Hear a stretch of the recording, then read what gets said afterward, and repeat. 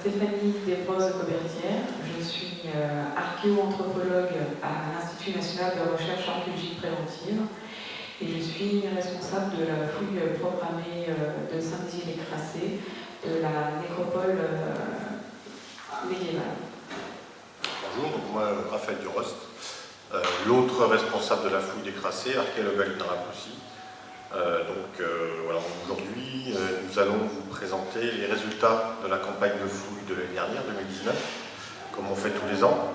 Et comme cette année s'est enregistrée, on va commencer par un petit résumé du contexte, de pourquoi cette fouille existe, comment est-elle apparue, qu'est-ce qui a donné envie à toute équipe de lancer la fouille.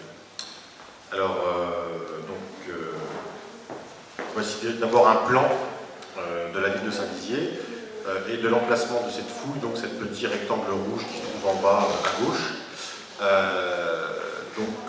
Cette fouille a lieu sur la rive opposée de la Marne par rapport à la ville historique de Saint-Dizier, la vieille ville, en fait on est dans un endroit qui est urbanisé assez récemment.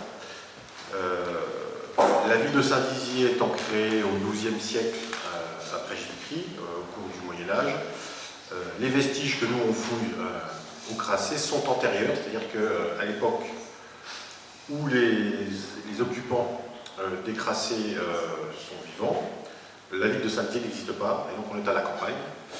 Les villes les plus proches, donc il y en a deux, c'est Perthes, le village actuel de Perthes, et puis Gourzon, dans la commune actuelle de Baillard-sur-Marne. Alors voici une vue du terrain, une vue aérienne prise par Éric Collin,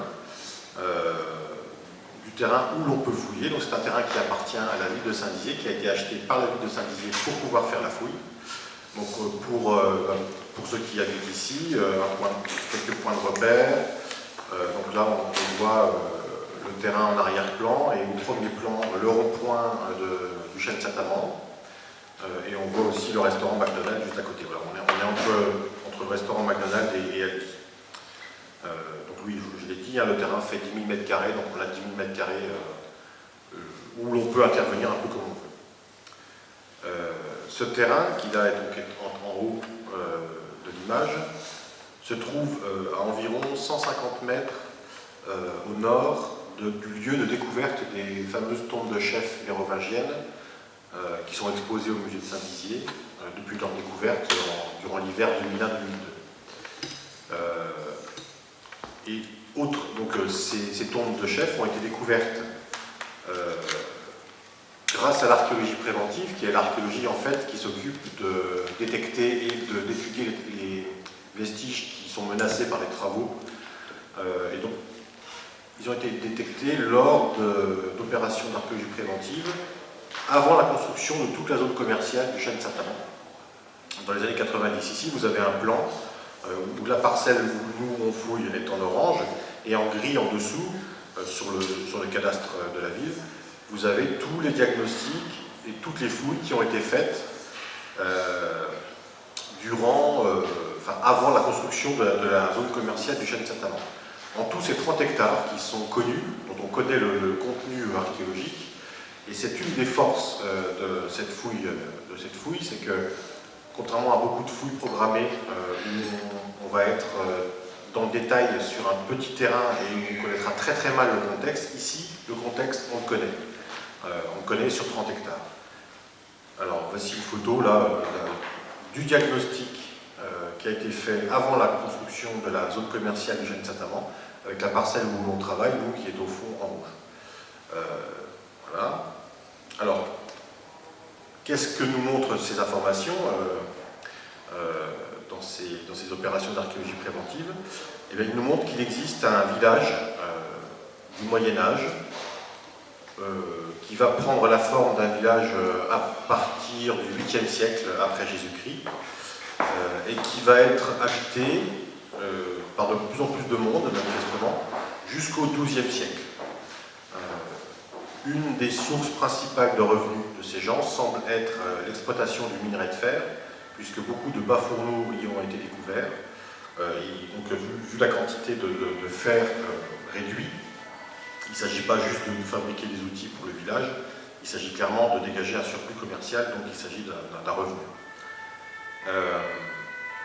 Et donc, en périphérie de ce village se trouvent les 3 fameuses tombes de chefs sur le lieu-dit de la Tuilerie. En revanche, ces fouilles préventives des années 90 ne contiennent pas de vestiges gallo-romains et ne contiennent pas le cimetière du village médiéval. Tout cela se trouve dans la parcelle que nous, on va fouiller, qu'on est en train de fouiller depuis 2011. D'où l'intérêt et la complémentarité des deux, hein, puisque en ajoutant notre fouille programmée et les fouilles préventives des années 90, on a quasiment le village entier, enfin en tout cas tout ce qui structure, tout ce qui fonde un village. Alors, donc pour rappel, cette fouille a lieu depuis 2011, donc la campagne 2020 aurait pu être la 10e, mais donc là on en est pour l'instant à 9. Voici une vue aérienne prise avec le drone d'Éric Collin de la mairie de Saint-Dizier, qui montre le terrain la dernière semaine de la campagne de l'année dernière, en 2019. Donc vous voyez qu'il y a 2 aires de jeu, en fait, 2 endroits où l'on fouille, l'une en bas de l'image qui correspond au sud et l'une au nord. Voici un plan simplifié de ces vestiges. Alors tout ce qui est en couleur froide appartient, non, je dis une bêtise, parce que là il y a du rouge aussi. Tout ce qui est orange correspond aux vestiges gallo-romains, et tout ce qui est rouge et bleu correspond aux vestiges du Moyen-Âge. On va vous présenter les résultats de cette année, et puis aussi un petit résumé des résultats des années antérieures, dans l'ordre chronologique, c'est-à-dire qu'on va commencer par les vestiges les plus anciens, et on finira par les plus récents. Alors naturellement, les plus anciens sont gallo-romains, et se trouvent dans la partie sud, par laquelle on va commencer. Voilà un petit zoom de cette partie. Donc vous avez ici en brun ce qui correspond à des murs gallo-romains, et en brun clair l'intérieur de pièces d'un bâtiment. Alors ce bâtiment est un bâtiment qu'on va qualifier de résidentiel, c'est-à-dire que c'est un lieu de vie, c'est pas un bâtiment de travail. Il est construit d'après quelques éléments chronologiques au plus tôt vers 50 après Jésus-Christ, et on ne sait pas par contre jusqu'à quand il est habité. On n'en connaît pas l'intégralité, on voit qu'en fait des murs se poursuivent sous la limite de fouille au nord, donc ici on n'en a que l'extrémité sud, on va dire. Voici un plan un peu plus obscur, mais qui n'est pas un schéma cette fois, qui est vraiment le dessin de chaque pierre et de chaque squelette, enfin de tous les éléments que l'on a trouvés, où là, les vestiges romains sont à nouveau dessinés, coloriés en orange, avec les bouts de murs qui sont avérés, et là, sur l'image suivante, la restitution des bouts de murs manquants, qui donne voilà, une image un peu plus complète. En voici une vue aérienne, toujours prise avec le drone de la ville, où on voit donc en blanc ces murs. Il s'agit de murs de très bonne qualité, construits en mortier de chaux, avec des calcaires locales, du calcaire trouvé dans la région, soit du calcaire de Savonnières, soit du calcaire jaune dit Aspatang. C'est le niveau géologique. Voici une autre vue de ces murs. Alors hélas, comme on est au sud, comme on est au sommet de la pente naturelle qui marque le terrain, et qu'un cimetière s'est installé et a été utilisé pendant au moins 600 ans, forcément le bâtiment romain est très très abîmé. À l'heure actuelle, il n'y a aucun sol qui est conservé. Ce que l'on a, c'est juste les fondations, la partie enterrée des murs, les fondations. Et encore, il nous en manque beaucoup d'éléments puisque les quelques milliers de sépultures sont passées par là. La fouille de cette année s'est consacrée à une pièce qui nous tient tête depuis 2015 par sa profondeur et par la densité de tombes qui s'y trouvent. Pourtant, on sait qu'il y a une pièce romaine là-dessous, puisque des murs affleurent depuis longtemps. En voici un gros plan. Où donc là, on a en orange ce qui est gallo-romain et en bleu ce qui est médiéval. Et puis, vous voyez toutes les tombes qui sont tout autour. Alors, il y a un espace au centre où il n'y a pas de tombe parce qu'il y a eu un pillage en fait, qui est intervenu peut-être au XVIe siècle et qui a absolument tout retourné. Il n'y a plus de sépulture en place à ce moment-là. Alors pour y voir plus clair, on va retirer les sépultures, tac, voilà, comme ça. Donc là on voit les murs romains. Pour la première fois en 2019, on a les 4 côtés de cette pièce. Les murs qui forment les 4 côtés, c'est la première année, donc on a une idée définitive maintenant de sa taille. Et puis voici une restitution des morceaux de murs manquants, voilà, comme ceci. Donc c'est une pièce qui doit faire, je crois, environ 6 mètres de longueur. On va en voir une vue, toujours prise avec le drone d'Éric Collin, où là, en fait, on voit qu'il y a énormément de pierres qui ne correspondent pas à des constructions, mais à des effondrements. Voilà. Qu'est-ce qu'on peut dire de cette pièce? Alors, aussi, on peut dire qu'elle est très abîmée par l'occupation postérieure du Moyen-Âge. On n'a pas, malgré qu'elle soit très profonde, on n'a pas le sol n'est pas conservé. En revanche, dans la partie qu'on voit au-dessus, on voit qu'il y a énormément de pierres, dont je parlais tout à l'heure, qui correspond à un effondrement. Il s'agit probablement de l'effondrement de l'État gallo-romain, donc avec un peu de chance, en dessous, le sol de la pièce est conservé et pourra nous renseigner sur sa fonction. Parce que pour l'instant, on ne sait toujours pas à quoi elle sert et pourquoi les bâtisseurs ont tenu à ce qu'elle soit si profonde. Autre acquis de la fouille dans ce secteur sud cette année, c'est la mise en évidence d'une structure hydraulique dans l'angle nord-ouest de cette fenêtre de fouille. Alors c'est une structure hydraulique qui est équipée d'une voûte. Alors, en voici une photo où on devine la dernière assise de la voûte tout au fond, et puis devant un épandage de moellons qui correspond probablement à l'effondrement du reste de la voûte. Un plan plus serré sur la voûte proprement dite, où on voit qu'il s'agit vraiment d'une construction typique avec des moellons qui ne sont pas, non pas posés à plat, mais posés sur champ, comme pour ceux qui connaissent aussi les hérissons des mouroirs gallo-romaines, de la même manière, de manière à ce qu'elles soient beaucoup plus stables. Et puis le parement de cette voûte était à l'origine recouverte de plaques en mortier étanche, un mortier mélangé à du tuileau qui lui donne une couleur un peu rosée, dont on voit un exemplaire en bas de la photo sous l'ardoise, posé au sol. Ce reste de voûte fait face à une autre maçonnerie que l'on ne comprenait pas l'an passé, en 2018, et qui maintenant trouve sa justification. Il s'agit probablement de l'autre extrémité de la voûte. Donc elle est tout au fond de la photo. Avec le même agencement, pierre sur champ et dalle de mortier hydraulique. Alors, ce qui est intéressant, c'est qu'on voit, il y a de l'eau qui correspond, qui stagne en permanence à cet endroit. Malgré les 2 semaines de canicule que l'on a eues en 2019, cette eau était toujours là. Elle sourde en fait du fond de l'image en permanence. Donc il y a une source ici qui existe, qui a été captée et qui a été protégée par cet aménagement hydraulique, par cette voûte. On n'en connaît pas la fonction précise. En tout cas, ce qui est assez remarquable, c'est que si l'on se met dans l'axe de la pente, on voit que cet aménagement file tout droit vers la piscine froide des bains en bas.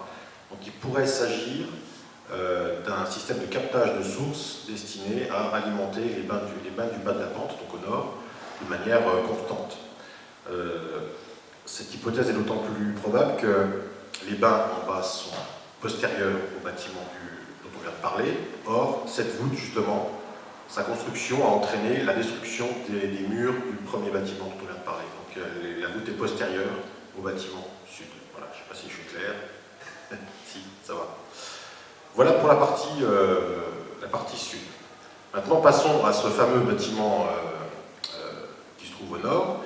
Donc, il s'agit d'un autre bâtiment résidentiel, postérieur à celui dont on vient de parler, car il est construit au plus tôt à la fin du IIe siècle, après Jésus-Christ, et il est utilisé au moins jusqu'à la fin du IVe siècle après Jésus-Christ.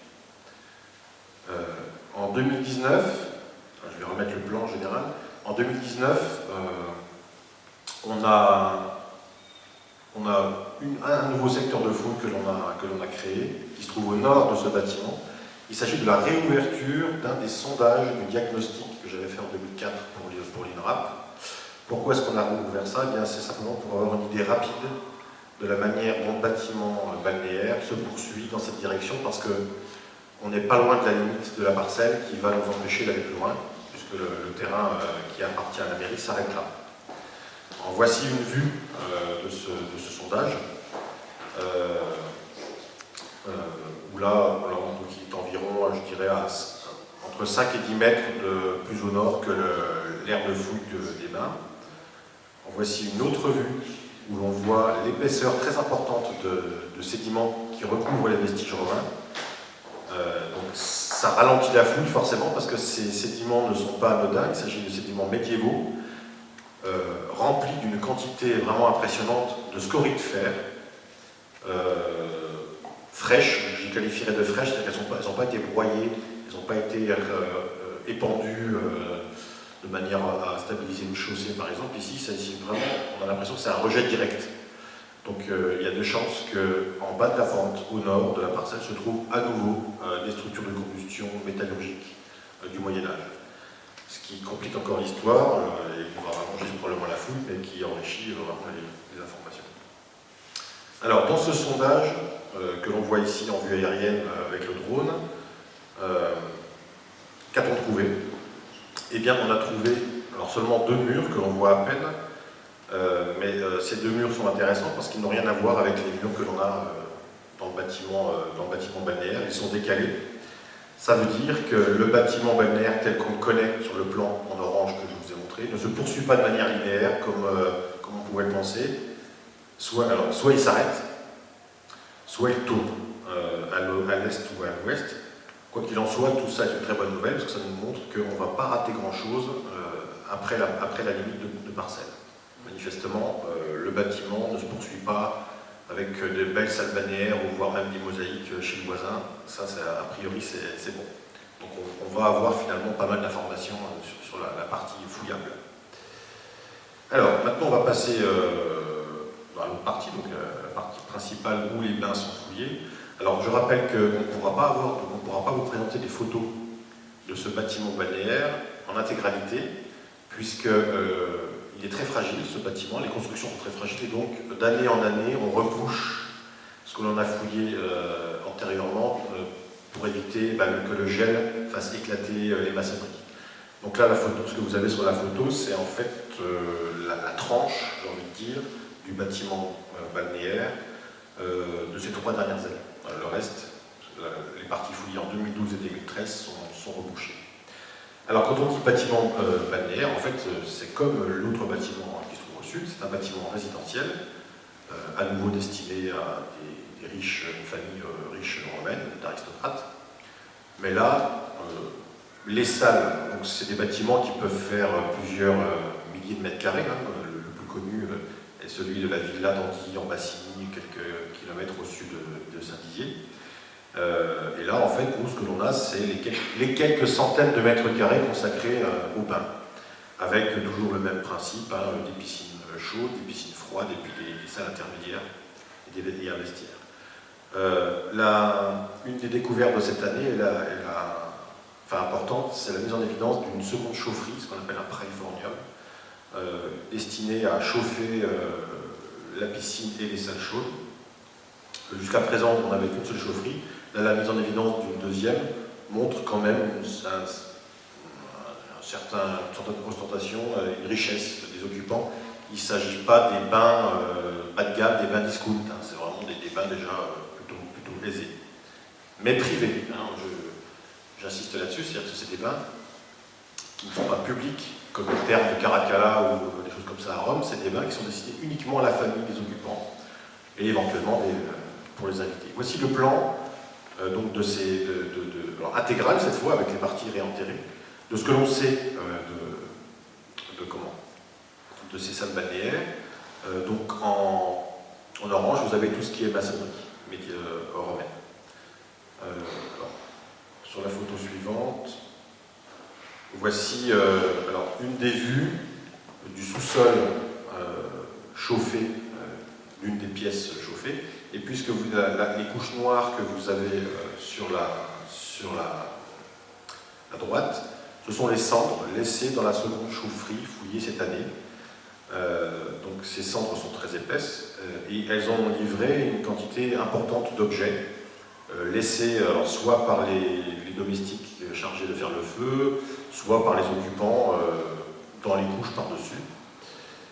Et puis voici une photo ici en fait où on voit que cette chaufferie a fait l'objet de remaniements parce qu'on a des dalles qu'on pourrait qualifier de tomettes aujourd'hui, qui sont recouvertes par des murs de très mauvaise qualité, qui correspondent en fait au deuxième état des bains, parce que ces bains font l'objet de grands travaux à la fin du IIIe siècle, où on verra tout à l'heure, les propriétaires demandent beaucoup de modifications dans l'organisation du circuit balnéaire, sans qu'on comprenne vraiment l'objectif. Et donc ces tomettes, qui correspondent au sol de la chaufferie, sont recouvertes par ces murs de manière à décaler l'entrée par où la chaleur va s'engouffrer dans le sous-sol de la piscine. Alors je vous disais, ces centres ont livré pas mal d'objets. Voici un minuscule échantillon nettoyé par notre restaurateur Renaud Bernadet. Donc là, en haut à gauche, vous avez une fibule qui est l'ancêtre de l'épingle à nourrice. Et des monnaies, il y en a une quarantaine trouvées en 2 ans dans les cendres de ces chaufferies.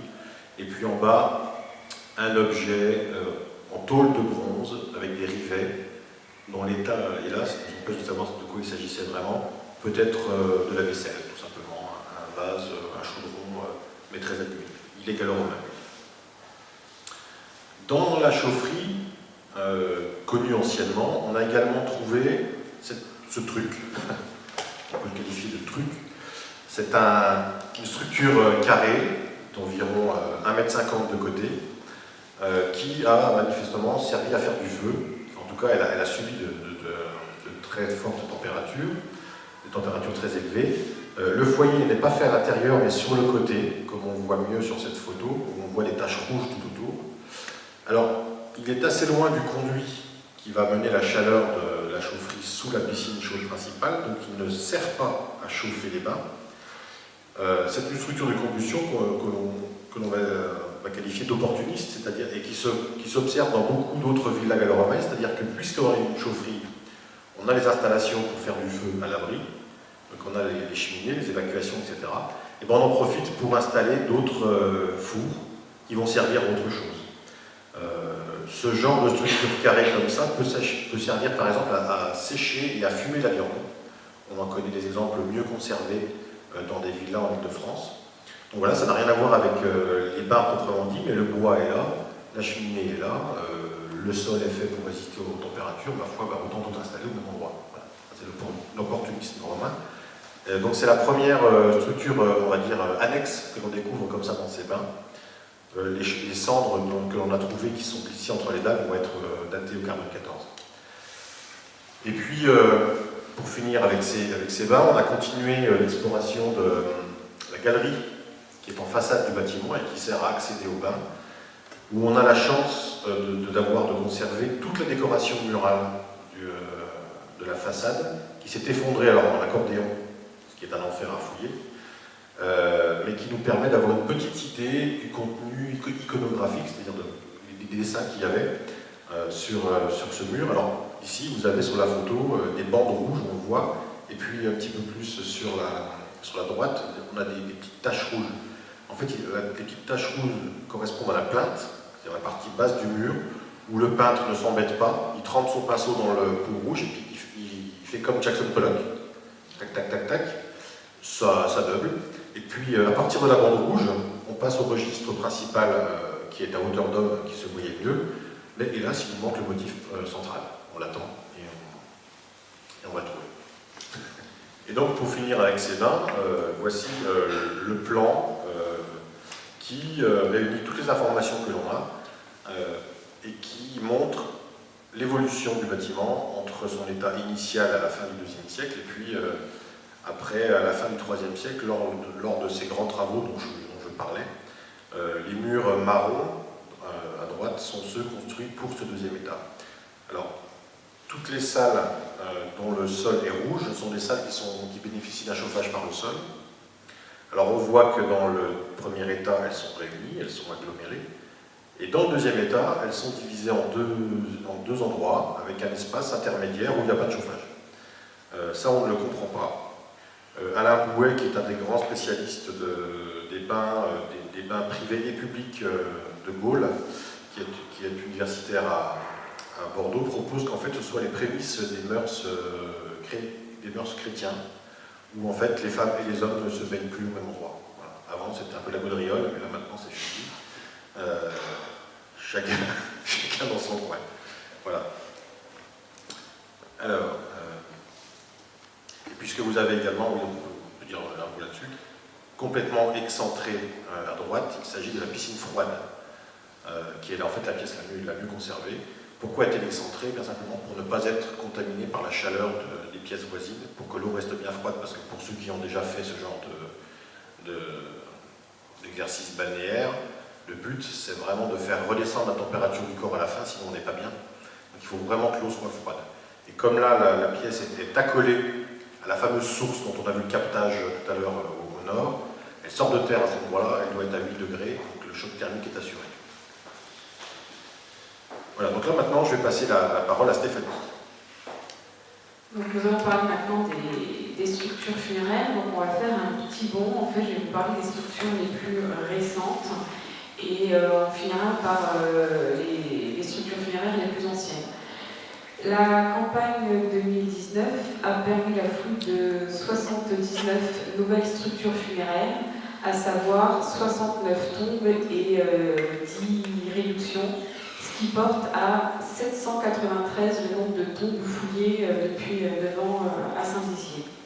Donc là, c'est pas extrêmement clair sur le plan, on voit que c'est très dense. Et donc là, je vous ai mis un plan où on voit que les structures funéraires fouillées en 2019. On s'est concentré principalement sur 3 zones qu'on va maintenant détailler. La première zone est la zone la plus au sud du décapage. On est dans le cimetière paroissial. Donc sur la diapositive suivante, on voit donc ce qu'on trouve assez classiquement dans le cimetière paroissial, c'est-à-dire des inhumations d'adultes, d'enfants. Les adultes sont des hommes et des femmes. Et on a aussi un nombre important de réductions. Donc les réductions, c'est les amas d'os des sépultures les plus anciennes qui ont été repoussées en amas sur le côté. Il est communément admis que dans les cimetières paroissiaux, les pratiques funéraires sont assez homogènes et que c'est assez régulier sur plusieurs centaines d'années. À Saint-Dizier, on s'aperçoit que c'est un petit peu moins simple que ça, notamment par exemple sur les orientations. L'orientation traditionnelle et classique, qui est partagée par un grand nombre de cimetières paroissiaux, est une orientation tête au sud-ouest, pour être alignée sur l'église qui est elle-même alignée vers la Jérusalem céleste. À Saint-Dizier, on voit qu'on a un nombre important de sépultures qui sont orientées perpendiculairement, la tête au nord-ouest. Donc on en a encore fouillé 5 nouvelles cette année, comme on voit sur le plan. Et ça, c'est assez énigmatique. Sur la diapositive suivante, on voit donc toutes les petites barrettes bleues représentent les sépultures orientées tête au nord-ouest. On voit qu'elles, pour l'instant, se localisent principalement au sud de l'édifice. Et si dans certains cas on a pu trouver une explication dans l'environnement de ces tombes, à savoir qu'il y a des tombes qui se sont alignées sur les murs de façade de l'église et 2 tombes qui sont peut-être alignées le long d'un axe de circulation dans l'église. Toutes celles qu'on a fouillées cette année, qui sont regroupées au sud, pour l'instant, on ne trouve pas d'explication à ce changement d'orientation, en sachant que cette orientation fait partie de l'un des préceptes de la période médiévale, c'est-à-dire toute personne doit se faire enterrer dans le cimetière consacré autour de l'église. On doit se faire enterrer sans mobilier d'accompagnement, car il faut arriver devant Dieu comme on est né, c'est-à-dire nu. Et il faut donc respecter cette orientation. Donc pour qu'il y ait dans un cimetière paroissial un changement d'orientation, il faut vraiment qu'il y ait une contrainte forte ou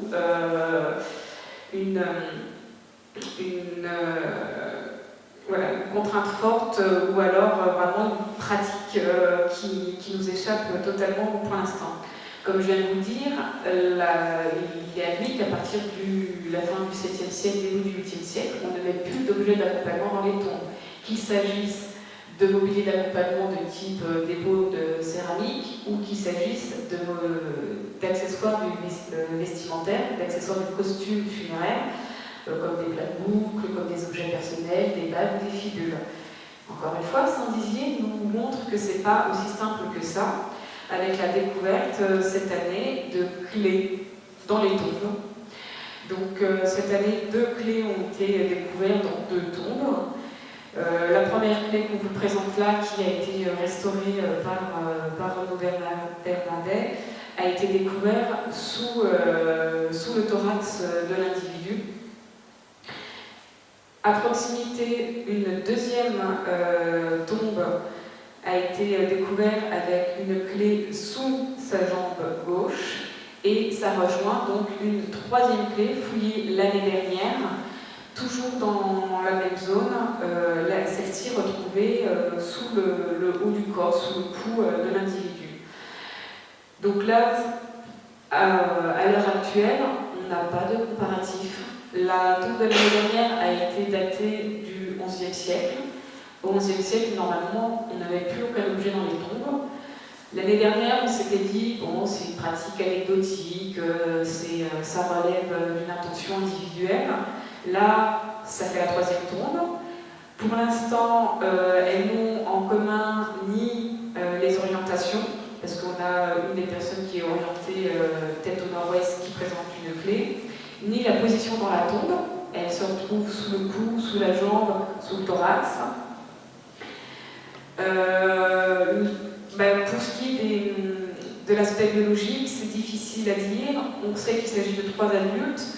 La très mauvaise conservation des squelettes ne nous permet pas de dire dans certains cas s'il s'agit d'hommes ou de femmes. Voilà, la seule chose en commun, c'est que c'est 3 adultes, et la seule chose en commun, c'est qu'elles sont systématiquement déposées sous le corps. Sur des périodes plus anciennes, le dépôt de clés dans les tombes se rapporte souvent à la sphère familiale, à la sphère domestique, c'est-à-dire c'est la personne qui détient symboliquement les clés de la maison. Sur ces périodes-là, comme on n'a pour l'instant pas de comparatif, on n'a pas d'exemple pour essayer de comprendre ce dépôt de clés dans les tombes. Donc on voit qu'un cimetière paroissial n'est pas forcément un long fleuve tranquille qui se ressemble tous où toutes les pratiques se ressemblent dans tous les cimetières paroissiaux. En tout cas, on voit à Saint-Dizier qu'il y a un certain nombre de choses qui changent, qui ont l'air de toujours tourner à peu près autour de la même période. Et pour l'instant, on n'a pas encore toutes les clés, si je peux me permettre, pour comprendre ces différents aspects. Cette année, on a aussi eu la chance de redécouvrir encore un cercueil monoxyle. Donc le cercueil monoxyle, c'est un cercueil qui est taillé dans une bille de bois. Donc c'est pas un assemblage de planches, on a taillé la tombe dans la bille de bois, voilà. On a creusé pour vous faire une place pour y déposer le corps. Donc des tombes monoxyles, on a déjà eu la chance d'en fouiller une bien conservée en 2016. Et on soupçonne la présence d'une vingtaine de cercueils monoxyles grâce à l'analyse taphonomique des squelettes, c'est-à-dire grâce à l'étude des mouvements des ossements qui sont assez spécifiques dans ce type de tombe. Mais des tombes monoxyles encore conservées, ça faisait longtemps qu'on n'en avait pas fouillé, donc là on a eu la chance d'en trouver une. Et en plus, dans la coupe puisque cette tombe a été trouvée en limite sud du décapage. Dans la coupe, on a pu observer le couvercle. Alors ça, on n'avait encore jamais vu. Ce couvercle présente un profil un peu en bas de tiers, un profil concave, convexe, excusez-moi, par-dessus convexe.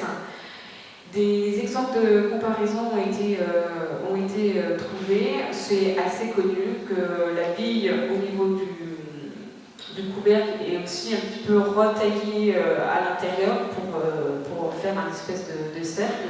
Les exemples là qui sont présentés viennent d'Allemagne. Donc c'est quelque chose qui est connu, mais que nous n'avions pas observé ni en Champagne-Ardenne, ni à Saint-Dizier jusqu'à maintenant.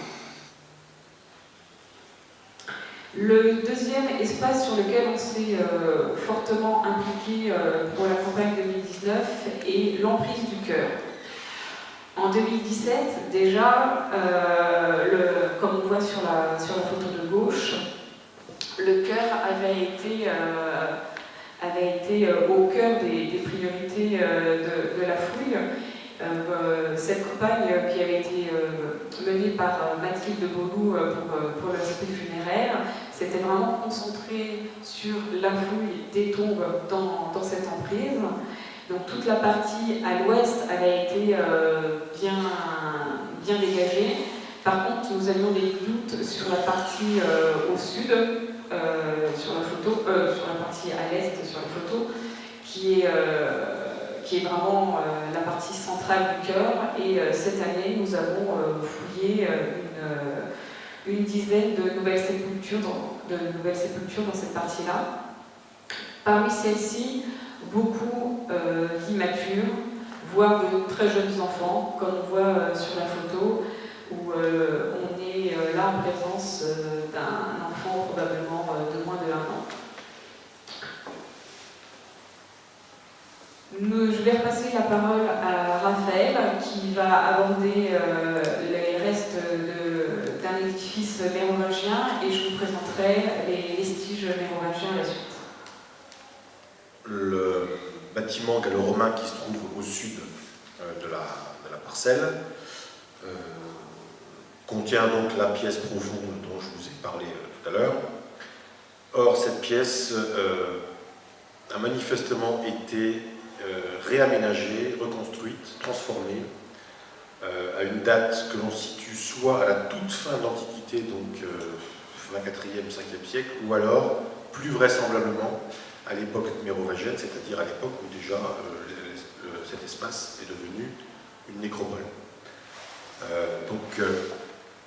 Voici un zoom à nouveau sur cet espace, avec cette fois en bleu ce qui est aménagé après l'époque gallo-romaine. Donc on a 2 tronçons de murs, assez courts parce qu'ils sont très abîmés, et puis une espèce de radier, une espèce d'épandage d'énormes blocs de calcaire contre le mur sud.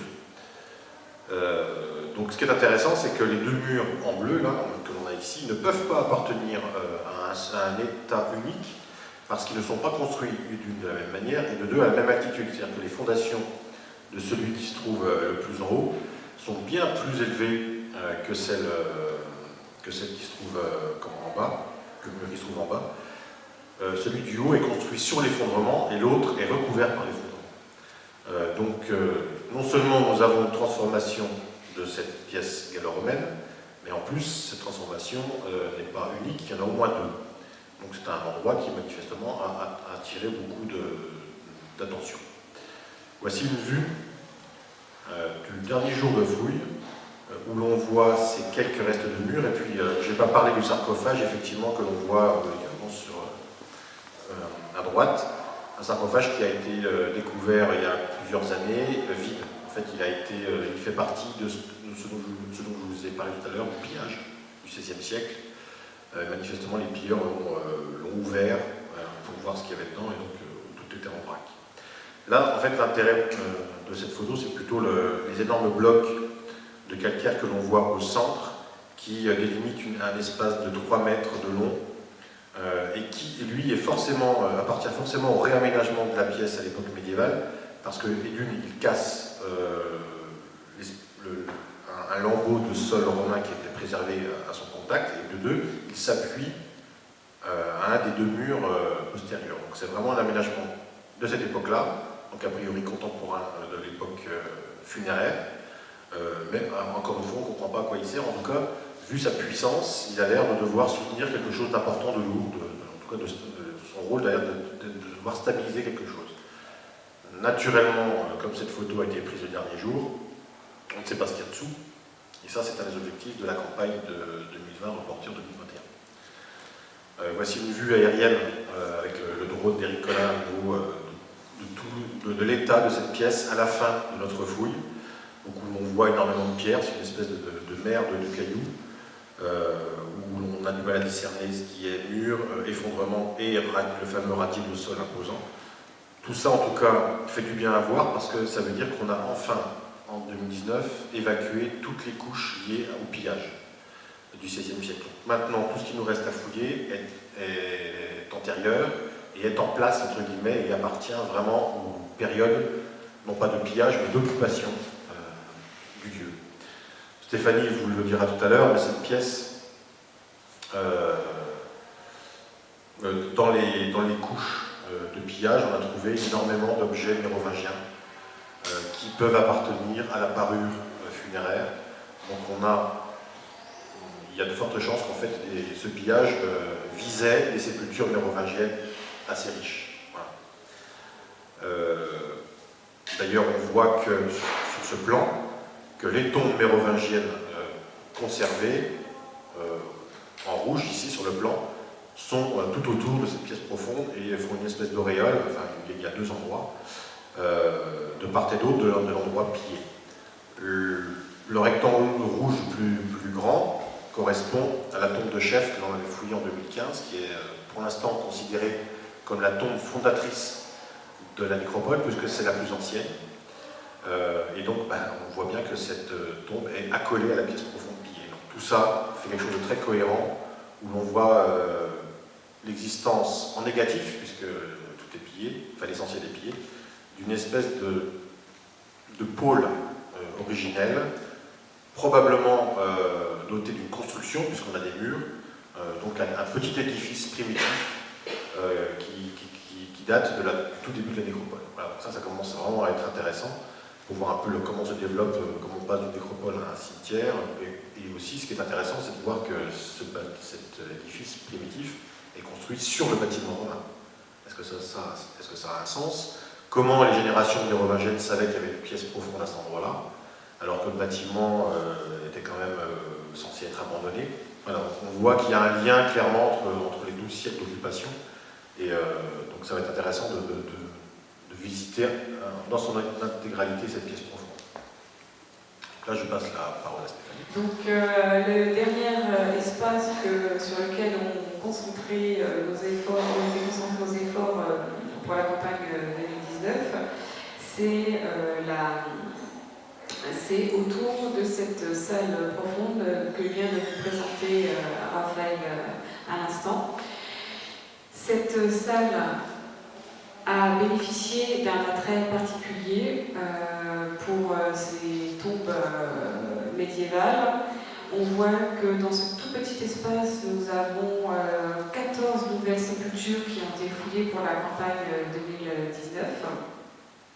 Sur les images, on peut voir au fond un premier individu sur lequel a été inhumé un enfant, sur lequel a été inhumé un deuxième enfant, lui-même recoupé par l'adulte qu'on voit au premier plan, qui a par ailleurs visiblement recoupé un autre adulte au vu des éléments osseux en réduction contre la paroi. Donc on voit que cet espace a été très très densément occupé. On sait qu'on a encore d'autres squelettes à aller voir, à aller fouiller dans les prochaines campagnes, et malgré tous les efforts que l'on a fait en 2019 pour essayer d'avoir un maximum de tombes, on n'a pas du tout réussi à avoir l'intégralité des tombes. Dans cet espace, par ailleurs, a été fouillée une nouvelle tombe à mobilier. Elle apparaît donc cerclée de rouge sur le plan. Cette tombe, comme on peut le voir, est très mal conservée au niveau osseux. Elle a été par ailleurs recoupée par une structure où on a retrouvé des éléments de combustion à l'intérieur. Donc, vu l'état de conservation osseuse, on est dans la capacité d'estimer le sexe biologique. Par contre, on a eu du mobilier déposé dans la tombe, à savoir un scramasax et une garniture de ceinture. Cette garniture de ceinture n'est pas un accessoire du costume funéraire, elle a vraiment été déposée dans la tombe à la droite du corps. Cette découverte, ça faisait 4 ans que nous n'avions pas découvert de tombe à mobilier mérolingien sur le site. Elle rappelle les découvertes faites en 2014 et 2015 dans la même zone, de tombes qui affichent le même type de mobilier funéraire, à savoir à chaque fois un scramasax. Le scramasax, je rappelle, c'est le couteau long qui est l'arme de base de l'homme mérolingien. Et à chaque fois, la garniture de ceinture qui est déposée et non pas portée. Donc ça, c'est aussi extrêmement intéressant sur la pratique funéraire. On voit que les 3 tombes affichent le même mobilier et que, par ailleurs, il est présenté de la même façon, c'est-à-dire le scramasax déposé à droite du corps, toujours pointe vers le bas, manche vers le haut, donc dite en position fonctionnelle, et la garniture de ceinture est toujours déposée contre le scramasax. Donc, comme je vous ai dit tout à l'heure, on voit sur le plan que ces tombes à mobilier sont pour l'instant toutes concentrées dans la même zone. Il est intéressant et curieux de noter que pour l'instant, nous n'avons pas de tombe féminine de cette période-là. Donc, ça peut être dû au hasard des tombes et au hasard des fouilles plutôt, et l'année prochaine, nous trouverons peut-être des tombes féminines. Mais pour l'instant, nous ne sommes que sur des tombes d'hommes en armes et toutes dans la même zone, toutes concentrées autour de cette salle profonde. Les objets ont plusieurs intérêts. Donc là, on va avoir un intérêt sur la datation de la tombe, mais on va aussi avoir un intérêt sur la position de l'objet. Donc là, on voit que ce sont des objets vestimentaires qui sont déposés en offrande. Et cette année, on a en plus un intérêt particulier, car la corrosion de la contreplaque de ceinture a pris en fait le négatif de pupes d'insectes, que vous voyez là en gros plan. Donc là, j'ai mis en gros plan c'était la mieux conservée, mais à la loupe binoculaire, on voit des dizaines de pupes d'insectes qui sont pris dans cette corrosion. Donc là, on a un intérêt en fait sur on touche la décomposition du corps. Comme vous ne le savez peut-être pas, un cadavre est colonisé par ce qu'on appelle des cohortes d'insectes, des escouades. Il y en a 8 qui interviennent les unes après les autres à un rythme connu et régulier. Il y a une très importante spécialisation de chaque cohorte. Donc, suivant l'absence ou la présence de certaines escouades, on peut avoir un certain nombre d'informations, comme la manipulation du corps, la présence ou pas de produits toxiques. Et ce qui va aussi nous intéresser, c'est la période de l'inhumation. Car, par exemple, on a des escouades qui pondent des œufs à une période connue, c'est-à-dire soit entre octobre et novembre, soit au printemps. Donc la présence de ces pubs d'insectes va nous permettre de savoir la période en fait d'inhumation du corps. Donc on espère dans le courant de l'année pouvoir montrer ces photos à des spécialistes qui vont peut-être pouvoir vous renseigner sur la saisonnalité de l'inhumation et aussi, on espère, sur d'autres infos liées à l'environnement. Voilà, donc une dernière image pour conclure, qui montre, qui associe les résultats, le plan, les résultats des fouilles que nous faisons au Crassé, et puis le plan des résultats des fouilles préventives qui avaient lieu dans les années 90, séparés par la route actuelle de la route qui va à Marne-Laval, mais qui permet donc voilà, d'illustrer un peu la richesse de ce dossier Bragard avec, comment dire, ici le bâtiment gallo-romain que l'on voit en haut à gauche, dont on a peut-être la limite de la cour, matérialisée par ce long mur qui a été fouillé dans les années 90 au sud.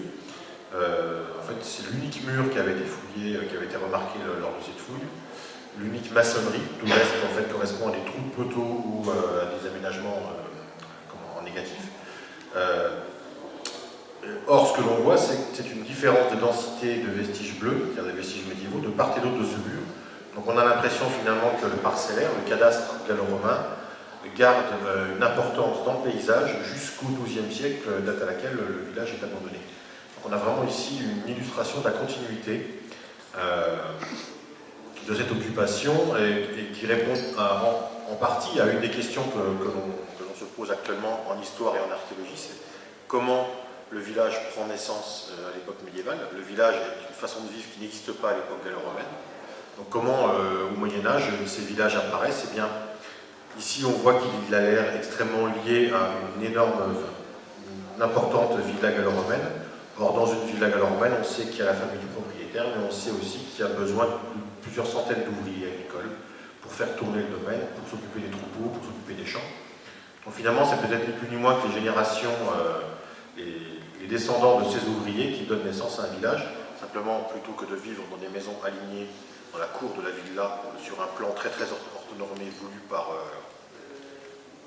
le propriétaire, ici on a une indépendance plus importante des habitants qui vont s'agglomérer sous forme de villages tels qu'on les connaît aujourd'hui. Voilà.